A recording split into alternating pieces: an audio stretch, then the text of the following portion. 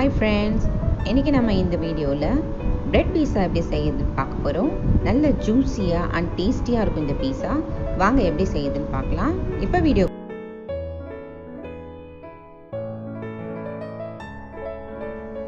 இந்த பிரெட் பீஸா செய்யறதுக்கு ஃபஸ்ட்டு நான் சாண்ட்விச் பிரெட் எடுத்திருக்கேன்.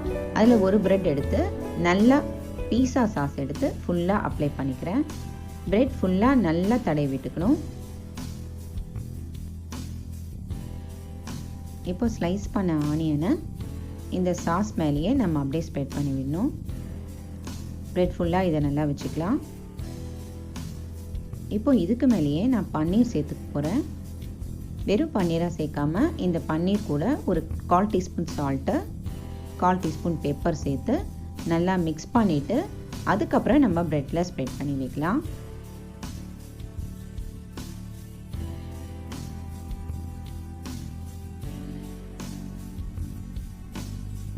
இப்போ இந்த ரெடி பண்ண பன்னீரை நம்ம இது மேலேயே ஸ்ப்ரெட் பண்ணிக்க போகிறோம். நமக்கு எவ்வளோ தேவையோ அந்த அளவுக்கு பன்னீரை ஃபுல்லாக பிரெட் மேலே ஸ்ப்ரெட் பண்ணிக்குவோம்.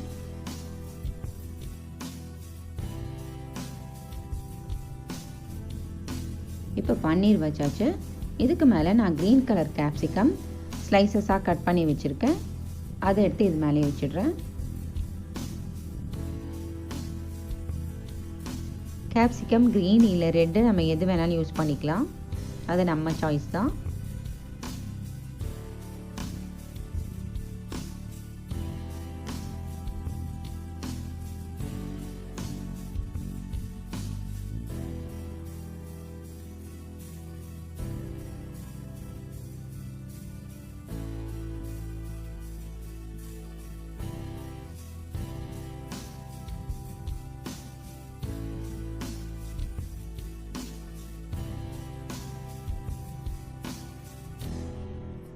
இப்போ இதுக்கு மேலே மயோனைஸ் சாஸ் ஊற்றிக்கலாம்.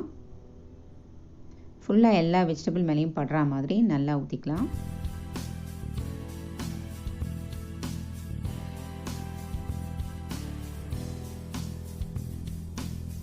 இப்போ ஒரு 1/4 டீஸ்பூன் அளவுக்கு சில்லி ஃப்ளேக்ஸ் எடுத்து இது மேலே தூணாப்புல போட்டுக்கலாம்.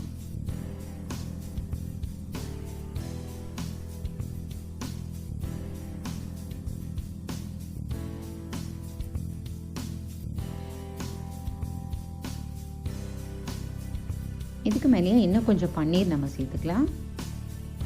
பன்னீர் சேர்த்து முடிச்சுட்டு நம்ம சீஸ் தேவையான அளவு துருவி போட்டுக்கலாம்.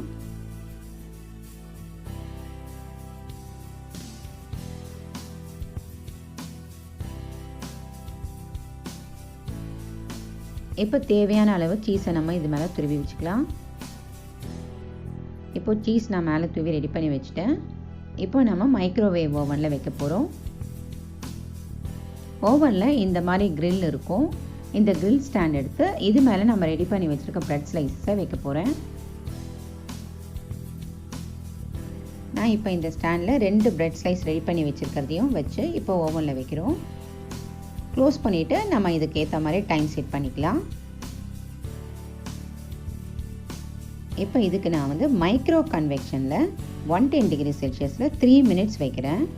செட் பண்ணிவிட்டு ஸ்டார்ட் ப்ரெஸ் பண்ணிட்டா போதும். 3 மினிட்ஸ் முடிஞ்சிடுச்சு. இப்போ ரெடி ஆகிடுச்சு. நம்ம இதை வெளியே எடுத்துக்கலாம். சீஸ் நல்லா மெல்ட் ஆகி நல்லா ஜூஸியாக இருக்குது பாருங்கள். சுட சுட சாப்பிட்டா அருமையாக இருக்கும். இந்த வீடியோ கண்டிப்பாக உங்கள் எல்லாருக்கும் பிடிச்சிருக்கும்னு நினைக்கிறேன். மறக்காமல் எங்களோட சேனலுக்கு சப்ஸ்கிரைப் பண்ணிவிடுங்க. தேங்க்ஸ் ஃபார் வாட்சிங்.